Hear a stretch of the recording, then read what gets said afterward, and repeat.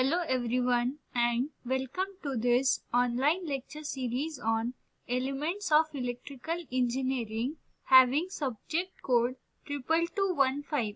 हमने unit number 5 fractional horse power motor start किया है और आज का हमारा लेक्चर नंबर 5 है। उसमें हम शेडेड पोल इंडक्शन मोटर ये टॉपिक पढ़ने वाले हैं।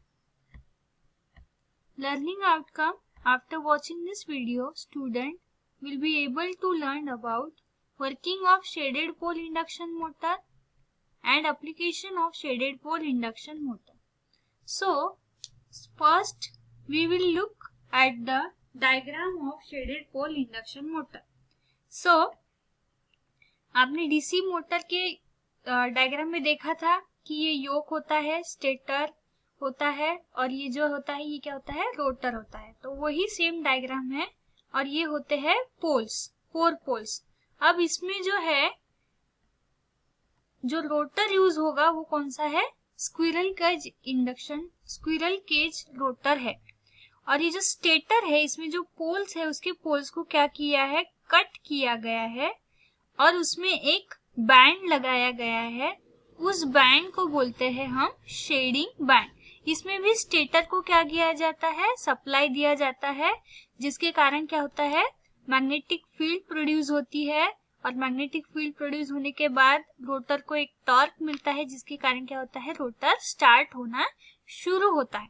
तो अब अभी ये जो पोल दिख रहा है आपको, तो इसके पहले हमने डीसी मोटर में पढ़ा था तो वो पोल क्या था, एक जैसा था, है ना, उसमें कुछ भी ऐसा गैप नहीं था, उसमें कोई भी बैंड नहीं था। But shaded pole induction motor में पोल में क्या किया करते हैं, एक स्लॉट बनाते हैं और उसमें एक बैंड लगाते हैं। उस बैंड को क्या बोलते हैं हम, शेडिंग बैंड।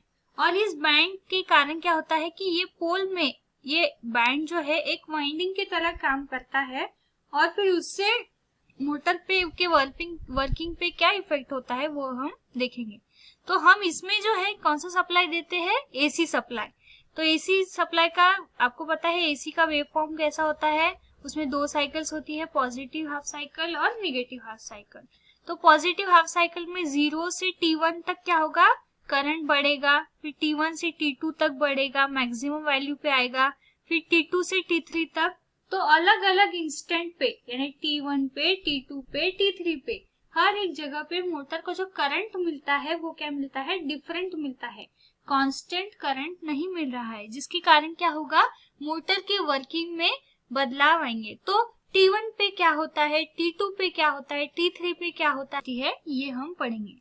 तो सबसे पहले हम देखते हैं कि when a single phase supply is applied across the stator winding and alternating field is created, the flux distribution is non-uniform due to shading band on the pole. So जब single phase supply stator को दिया जाता है तो magnetic field, alternating magnetic field क्या होती है, produce होती है अल्टरनेटिंग करंट के वजह से।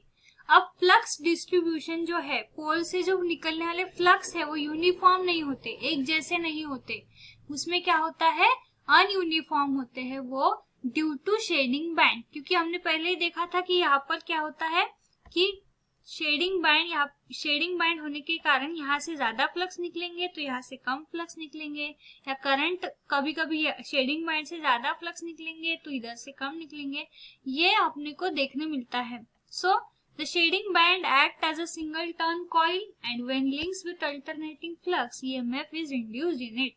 तो शेडिंग बैंड क्या करता है, एक सिंगल टर्न कॉइल यानी एक सिंगल टर्न के कॉइल की तरह वो काम करता है। और जब अल्टरनेटिंग मैग्नेटिक फ्लक्स उसके साथ क्या होती है, लिंक होती है, उसके साथ लिंक होती है, तब ईएमएफ उसमें क्या होता है, इंड्यूस्ड हो, ईएमएफ क्या होता है, इंड्यूस्ड होता है।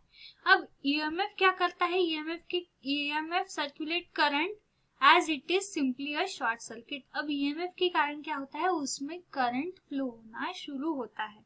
The current produces magnetic field in the shaded part of pole to oppose the cause of its production. अब क्या होता है, जैसे करंट फ्लो होता है तो करंट के कारण क्या होता है, शेडेड पार्ट में शेडिंग बैंड जो है मोटर का, पोल में जो हमने शेडिंग बैंड दिया है उसमें क्या होता है, मैग्नेटिक फ्लक्स प्रोड्यूस होना शुरू होता है। और वो क्या करता है, जो मैग्नेटिक फ्लक्स उसके प्रोडक्शन को ही वो क्या करता है, अपोज करता है according to the Lenz law. अभी हमें क्या करना है, इसके वर्किंग को पढ़ने के लिए 3 instant T1, T2, T3 consider करने हैं।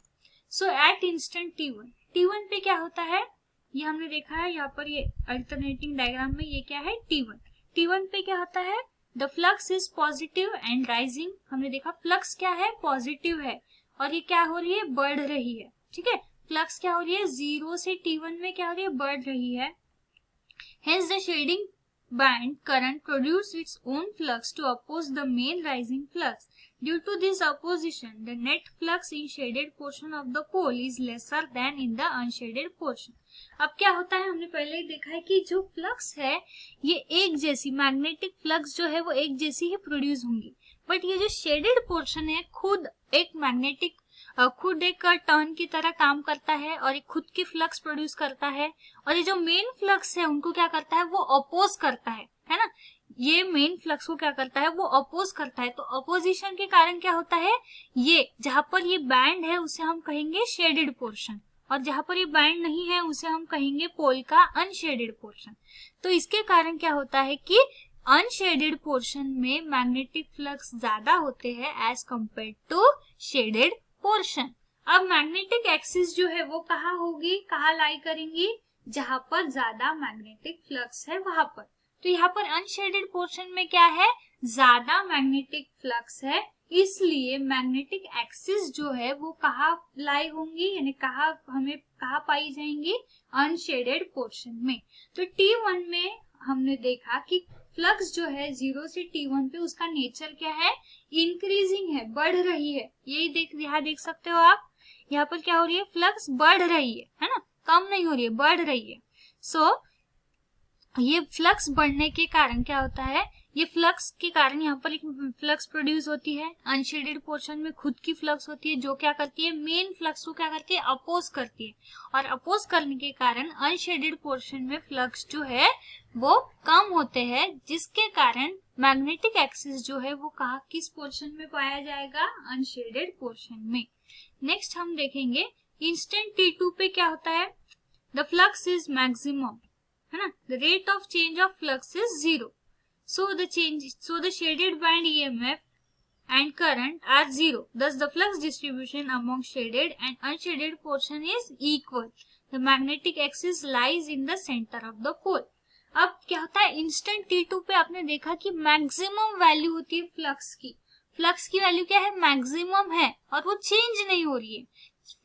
तो फ्लक्स की वैल्यू चेंज न होने के कारण क्या होगा कि ये जो है अनशेडेड पोर्शन में जो करंट और ईएमएफ इंड्यूस्ड है वो क्या होगा, 0, जिसके कारण फ्लक्स डिस्ट्रीब्यूशन जो है ये पोल से क्या होगा, यूनिफॉर्म, एक सरी का फ्लक्स डिस्ट्रीब्यूशन होगा। जैसे पहले हमने देखा था कि अनशेडेड पोर्शन में फ्लक्स ज्यादा थे as compare to shaded portion, but यहाँ पर फ्लक्स जो है वो एक जैसे डिस्ट्रीब्यूशन होगा, और इसके कारण एक जैसे डिस्ट्रीब्यूशन होने के कारण मैग्नेटिक एक्सिस कहाँ लाई होगी, सेंटर में, है ना, सेंटर में आएगी मैग्नेटिक एक्सिस, पोल का जो सेंटर है उसमें आएगी इंस्टेंट T2 पे। T1 में हमने देखा था वो कौन से रीजन में थी, अनशेडेड रीजन में थी, शेडेड पोर्शन से काफी दूर थी, बट T2 में हम देख रहे हैं कि वो सेंटर पे है, और T2 में जो फ्लक्स का फ्लक्स का जो स्प्रेड है, डिस्ट्रीब्यूशन है, वो क्या है, यूनिफॉर्म है। अब इंस्टेंट T3 पे क्या होता है, the flux is positive but decreasing. Flux जो है हमने देखा था पॉजिटिव हाफ साइकिल और negative half cycle, 2 half cycle होते हैं एसी में। तो फ्लक्स जो है वो पॉजिटिव ही है, बट उसका नेचर क्या है, डिक्रीजिंग है ना। T3 के बाद से क्या हो रही है, फ्लक्स पॉजिटिव है, उसकी जो है साइन पॉजिटिव है, उसका नेचर पॉजिटिव है, बट वो क्या हो रही है, कम होते जा रही है, क्योंकि इसके बाद फ्लक्स को नेगेटिव एक्सिस में जाना है। The shading band current produces its own flux which adds the main flux. The strength of flux in shaded portion increases and magnetic axis lies in the shaded portion.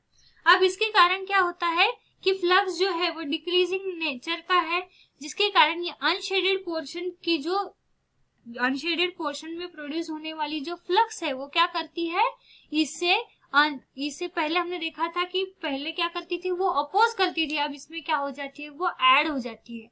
Add होने के कारण क्या होता है, unshielded portion में जो magnetic flux है वो ज्यादा है as compare to shaded portion, है ना। आप देख सकते हो यहाँ पर 2 ही एरो दिखाए गए हैं, 2 ही एरो दिखाए गए हैं और यहाँ पर 4 एरो।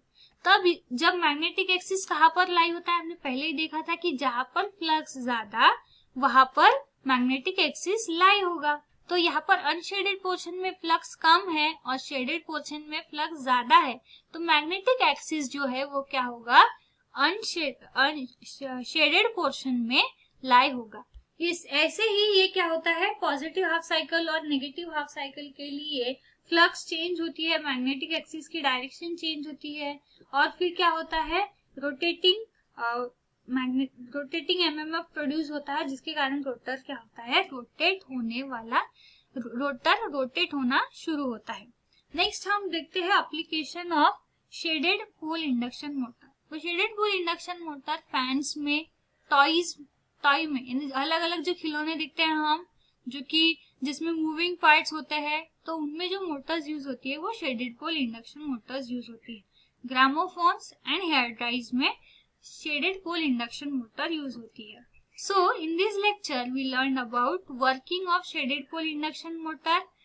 अलग अलग इंस्टेंट पे क्या क्या होता है शेडेड पोल इंडक्शन मोटर में, ये हमने पढ़ा और उसके बाद हमने देखा कि application of shaded pole induction motor क्या है। These are the POs map for today's lecture. Thank you and keep learning. Have a nice day.